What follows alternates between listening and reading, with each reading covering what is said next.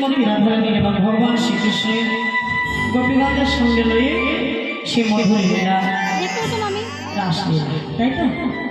তো চলো এই যে রাসলীলা, আগে আমাদের জানতে হবে রাস কাহাকে বলে। কি গো মায়েরা, তাই তো? রাস কাহাকে বলে বলো তো?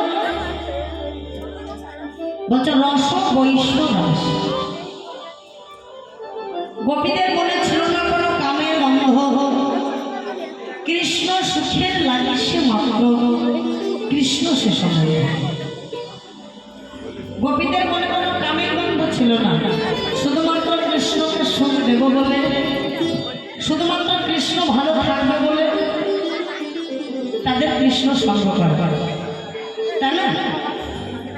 তাদের আর মনে অন্য কোনো বাসনা ছিল না, শুধু কৃষ্ণ যাতে ভালো থাকে। এই যে রাসলীলা আমরা কি জানি বলতো? রাধাকান্তস্বরা, তাই তো? কিন্তু রাধা কালবেশ্বর আসে, রাধা মধ্যাশ্বর আসে, কিন্তু আজ আমরা যেটা আস্বাদন করবো সেটা হলো রাধা দন্তেশ্বর। আর এই যে রাসলীলা, রটাকে বলো তো? রটা হচ্ছে আমার সেই রাধা স্বরূপ, আর দন্তেশ্বরটা হচ্ছে আমার কৃষ্ণ স্বরূপ। মধ্যে যে আকারটা রয়েছে, মধ্যে যে আকারটা আছে তাকে কি বলে জানো? তাকে বলা হয় মায়ার পর্দা। দেওয়াল, একটা দেওয়ালের জন্য ভক্ত ভগবানের আত্মা আর পরমাত্মার মিলন হচ্ছে না, শুধু একটা দেওয়ালের জন্য আত্মা পরমাত্মার মিলন হচ্ছে না, ভক্ত ভগবানের মিলন হচ্ছে না। আমরা কি বলি বলো তো? রাস লিখতে গেলে সুন্দর করে আমরা আগে কি লিখি? রাস লিখতে গেলে কি লিখি আগে? এই রাস লিখতে গেলে কি লিখতে আগে? আগে রস বলে? আচ্ছা তোমরা বলো তো, রাস লিখতে হলে আগে কি লিখতে হয়? র। সবাই বলছো র? মোবাইলে এমনি দেখো মোবাইল করা কি গো, রাস লিখতে গেলে আগে কি লিখতে হয়? তোমরা সবাই বলছো রা লিখতে হয়? রাতের জন্য ভিডিওটা ঘুমা ভাঙিয়ে দিলে দা। বেশ বেশ বেশ, খুব ভালো কথা। যাই হোক, আমি যদি বলি রাস লিখতে হলে র লিখতে হয় না, তাহলে দেখবেন বলবেন কীর্তনিয়ার মতো ছিট হয়েছে, র না লিখলে রাস হবে না, তাই না? কিন্তু রাস লিখতে গেলে আগে লিখতে হয় ব, তাই না? আচ্ছা, ব না লিখে র হবে কি করে? হবে? আগে লিখতে ব, বইয়ের নিচে যখন একটা বিন্দু দেবে তখন হবে সে র। আগে র হয়? হ্যাঁ,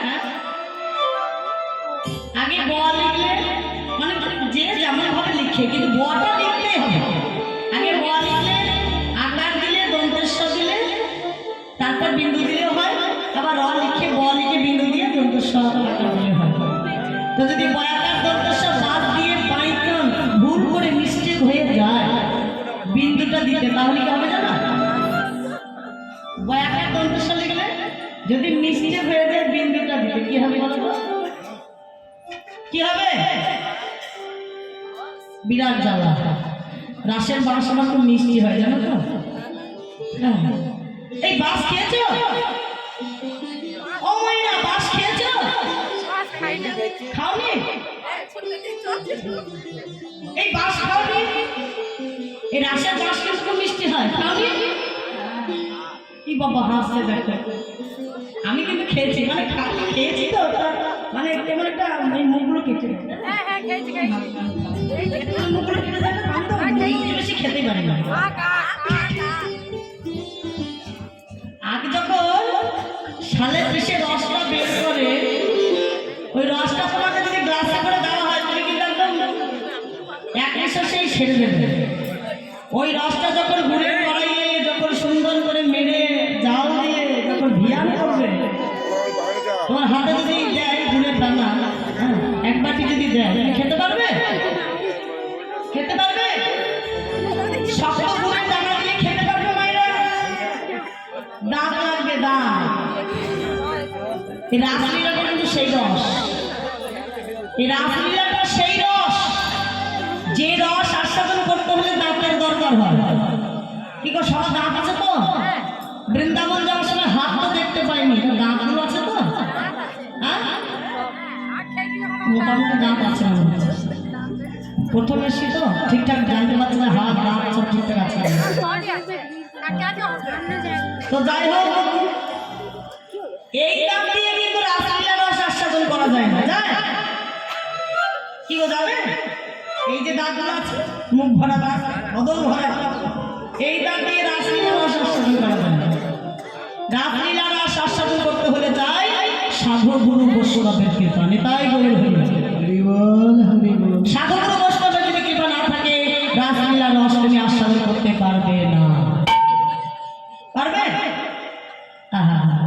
এই যে রাসলীলা রস, এতক্ষণ যে লীলাগুলো আস্বাদন করলে, সকাল থেকে শুরু করে যে সমস্ত লীলা আস্বাদন করলে, সেগুলো হলো রসের সমতুল্য। সর্বশ্রেষ্ঠ কেন বলে? এর অর্থ কি? এতক্ষণ যে লীলা ভগবান যত লীলা করেছে সবই তার সর্বশ্রেষ্ঠ, সবই ভগবানের লীলা। কোন দিনকে নিম্ন স্তরে হয় বাবা? সবই উচ্চ স্তরে। কিন্তু এই যে রাসলীলাটা, এটা কি বলতো? যত লীলা আস্বাদন করেছ সকাল থেকে, সবগুলো হলো রসের সমতুল্য। আর এখন যে লীলাটি আস্বাদন করছো সেটা হলো ভিয়ান করা, তাই তো বাবা? এই যে রূপ কীর্তন আস্বাদন করলেন না কিছুক্ষণ আগে, যে রূপ হলো, এই রূপে ভগবান শ্রীকৃষ্ণের রূপ দর্শন করে রাধারানীর মনে যে অনুরাগে আগুন জ্বলে উঠেছিল, অনুরাগ, কৃষ্ণ অনুরাগ। এই রস ভিয়ান হয় কি করে? আখের রস তো দুমদুম করে জাল দিয়ে ভিয়ান করে গুড় হলো, গুড়কে ভিয়ান করলে চিনি হয়, চিনিকে ভিয়ান করলে মিষ্টি হয়, মিষ্টিকে ভিয়ান করলে ওলা হয়ে যায়, নাকি বাবা? তাহলে এই যে রাধা কৃষ্ণের রস, এই প্রেম রস ভিয়ান হবে কি করে? ওই যে কৃষ্ণ রূপ দর্শন করে শ্রীমতী রাধারানীর অন্তরে যে আগুন জ্বলে উঠেছিল, কৃষ্ণ অনুরাগের তাপ, সে অনুরাগের তাপ দিয়ে এই রসকে ভিয়ান করতে হবে। সাধু গুরু বৈষ্ণবের চরণ হৃদয় ধারণ করে রাসলীলা রস আস্বাদন করতে হবে, না হলে সম্ভব না। এই রাসলীলা ভগবান করলেন কেমন? এই লীলাটা না করলে তো হতো নাকি? এই লীলাটা করার কি খুব দরকার ছিল?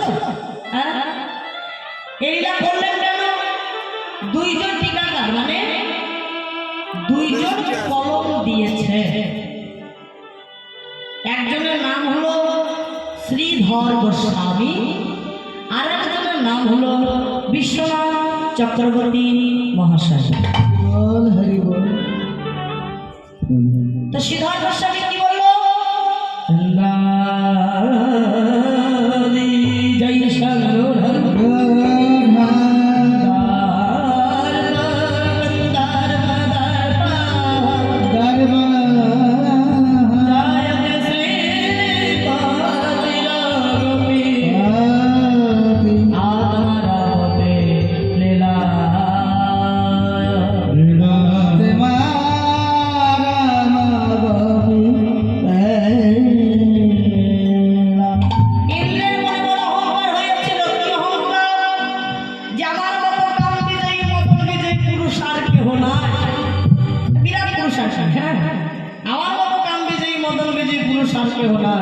কিন্তু ভগবান দত্ত হরি গোবিন্দ কাহার দর্প রাখে না মায়েরা।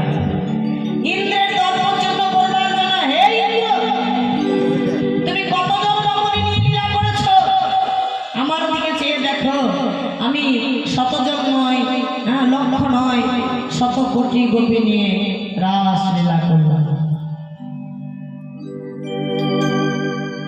বিশ্বনাথ চক্রবর্তী মহাশয় কলম দিলেন, কি বললো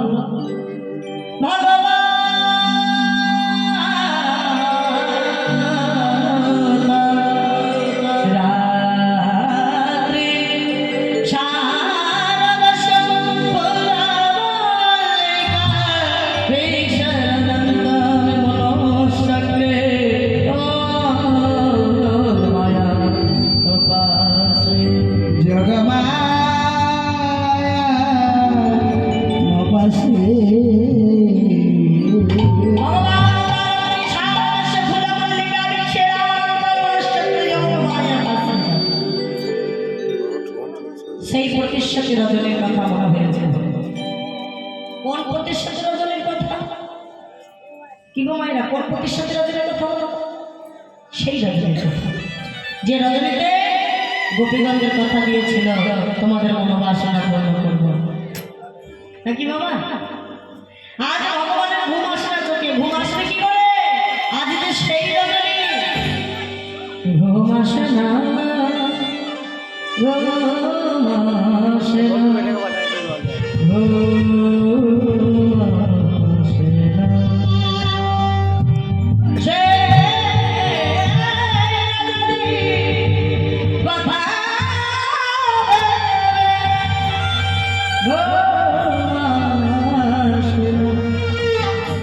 জেগে বসে জেগে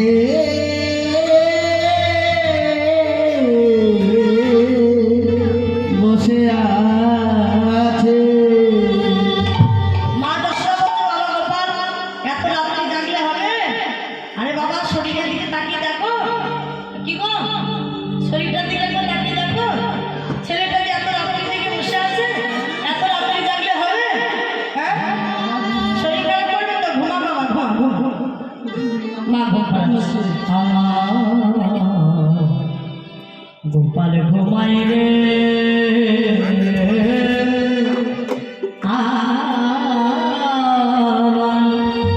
জাদু ঘুমাই রে গোপাল ঘুমাই রে জাদু ঘুমাই রে গোপাল ঘুমাই রে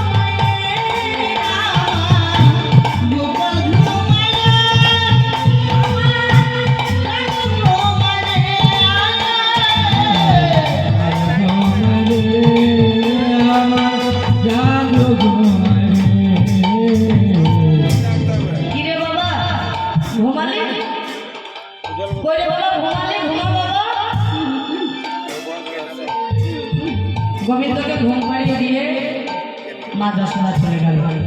আর যখনই মা যশোদা চলে গেল গোবিন্দকে ঘুম পাড়িয়ে দিয়ে, তার কি আর চোখে ঘুম আছে? কি গো মায়েরা নেই, তাই না? তাই তার যখন চোখে ঘুম নেই, বাবাকে তার দিয়ে ভগবান আমার দর্শন করছে। কি দর্শন করছে বলো তো? শরৎচন্দ্র পাবনানন্দ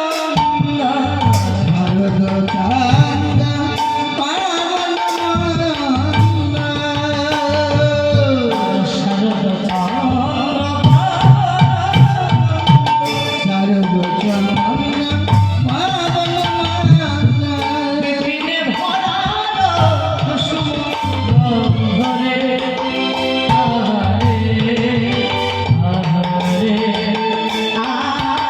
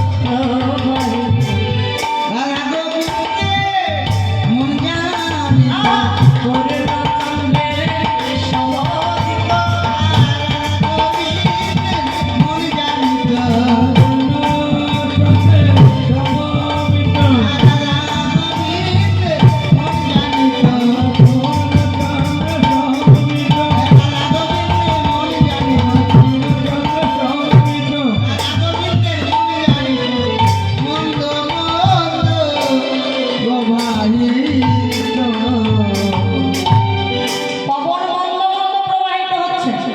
আর কি হয়েছে জানো? নীল গগনে চাঁদ উঠেছে,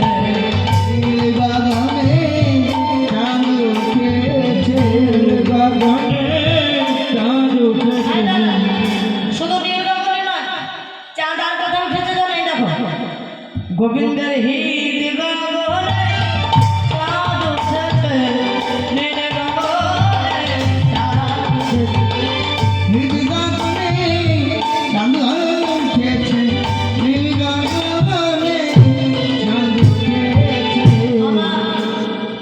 গোবিন্দের হৃদয় গগনে চাঁদ উঠেছে।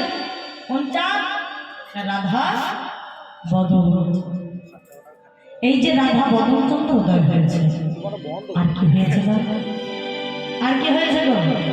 আবার ফুল মল্লিকা মালতে